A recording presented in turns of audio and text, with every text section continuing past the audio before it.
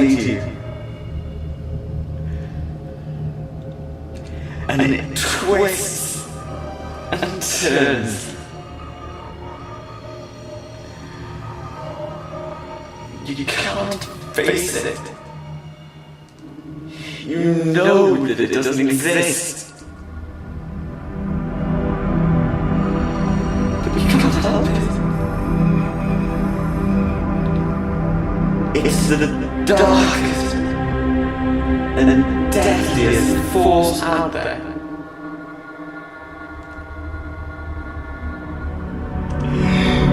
Stop it. There's nothing you can do to escape it. It sucks you in. It's dark and evil. It's pure horror. And once you've started, there's no going back. No going back at all. Doom 64. One of the most underrated games ever. So here we are in the first level of Doom 64. Now, as you can tell by what's on screen at the moment, it looks very, very different to your average Doom game. Doom 1, Doom 2 and Final Doom, all on the PC or any other console version. Now, if we bring up a screenshot of original Doom, you can see that Doom 64 is a lot darker. Now this makes it much more scary, and it sticks with this tradition throughout the game. We all know that original Doom is pretty damn scary, but Doom 64 is just terrifying.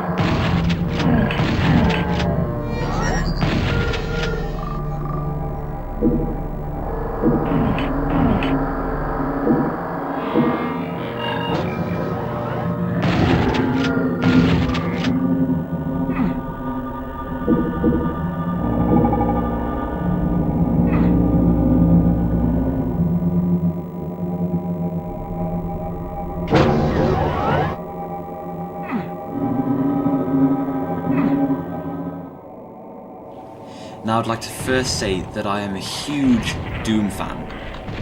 I love every single Doom game. I think Doom is a fantastic series. I can't stress that to you enough. Anyone who knows me knows how obsessed I am with the game. And Doom 64 is no exception. Now you get some Doom fans that are against Doom 64. Just for the simple reason that it's not like the original. Now I like that. By the time that Doom 64 came out, we already had Doom 1 and Doom 2 and Final Doom. They were all pretty much the same thing. There were slight variations between them, but I enjoyed having that change of being able to play Doom 64, which was a totally different game, but with a similar title.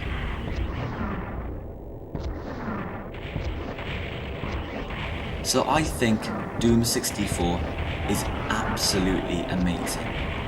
And it brought some brilliant stuff to the Doom series. Technically, it was a great game. It brought some great things for us to experience. Some of these things were tripwire booby traps and you know, these are frequently used around the game.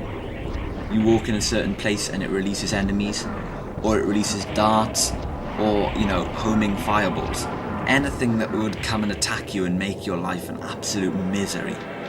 All you have to do is walk around and you trip over one of these trip points and you are absolutely stuffed. It's brilliant. It makes it creepy and atmospheric. Some levels then have scrolling skies. Red and blue and smoky skies that scroll there when you're just playing the game. Makes it all the more great. Absolutely fantastic. Another good thing about Doom 64 is you've got a huge use of satanic imagery. All you have to do is look around the walls and you can see all sorts of different signs that are associated with the devil and death in general. I don't think this game would be allowed to be sold these days. There are so many signs and logos on the wall, it's crazy. You've got pentagrams and crosses and all sorts of things like that. You've got these sacrifice signs. It's absolutely brilliant, and it makes it all the more scary. You've got more advanced atmospheric coloured lighting, and also you've got effects. You've got some great lightning stuff. You're walking along and the lights flicker, just like in the original Doom, but somehow in Doom 64 it just looks a little bit more believable and it makes it more creepy. You've got fog, and you've got all sorts of brilliant things within the levels that make it look downright terrifying. Now, one thing to be noted about Doom 64 is the music. Well, if you can call it music. It's this slow, droning sound. And personally, I love it. I love the original Doom music, but in my opinion, the original Doom music is really quick, so it makes you sort of all hyped up to play the game. You're running around and you're killing all the monsters you can find. That's the kind of atmosphere that I gather from the original Doom game, which is great. I love it. But Doom 64 has given us an entirely different experience by creating this eerie atmosphere with the lighting and the music that you creep around, and you are physically scared when playing this game at night with a set of decent headphones on. It is truly terrifying. Maybe not compared to some new games, but back when Doom 64 came out, it was definitely an experience. There are some levels in this game that just truly catch you out.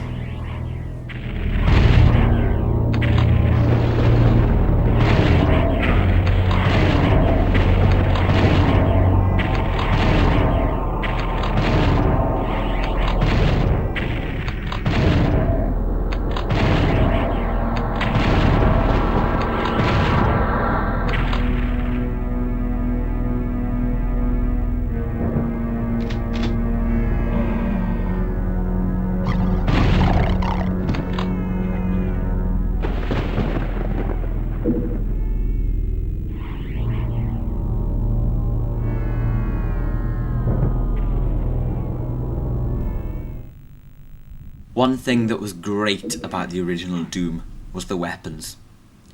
And you'll all be really glad to hear that they've kept them all in Doom 64. Every single weapon that we know and love from the original Doom, including the chainsaw, is present in Doom 64. But you know what's even better? They've been fully enhanced. They're modified to be downright destructive. The chainsaw in Doom 64 compared to the chainsaw in the original Doom. In Doom 64 we have two blades and you just slice straight through the enemies. It's absolutely fantastic. The only bad thing about Doom 64 is there is no weapon reloading. That's the only downside to the weapons in Doom 64. There were some technical limitations with the Doom 64 cartridge, I believe, and we have no weapon reloading. The gun just sort of twitches up in the air as it reloads and you get the sound effect. But you soon get used to this. It's just a little bit strange going from one to the other. Now, another thing, you're not looking in your average first-person view. You're not looking from the eye. You're looking from sort of waist level kind of position. Maybe not waist, but chest. You're sort of looking directly down your gun, and your gun is directly in front of you, as you can probably see by the game that I'm playing through at the moment. And this makes all the enemies look much bigger. So I really like this perspective. And you'd think it would be harder to get used to, but it isn't. It's very, very comfortable. I really like it. It's fantastic. Now, one great thing about Doom 64, like the original, are the secrets. There are 32 levels in this game in total, and they're big. And there's loads of secrets in each one. You can spend a good 25 minutes, half an hour on one level, depending on its difficulty. And you can go around and you still haven't collected everything, and you still haven't been to every secret area. The game gives you a feeling of, you know, a huge, wide open area. And it's all terrifying. It's a fantastic atmosphere. Now, throughout the game, other than the fact that you're trying to survive to get to the end, there's also a fight to get the 3 parts of a gun that you need to defeat the final boss. Now guys, I'm not going to spoil it for you. There's nothing worse than watching a review and having the game spoiled. Those of you who've played it know what I'm talking about. That's if you've played it thoroughly. But everyone that hasn't played it and that's watching this review, I really want you to go and pick it up. Because there's another story underneath this game. You access these secret levels, you collect these parts of a gun, and then killing the final boss, it's almost a walk in the park. But it was hard to get that gun. Whew, it was hard.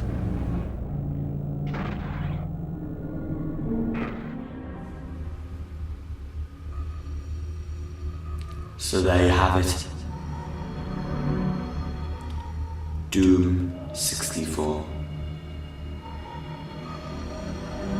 Play at your own risk. But I can say one thing.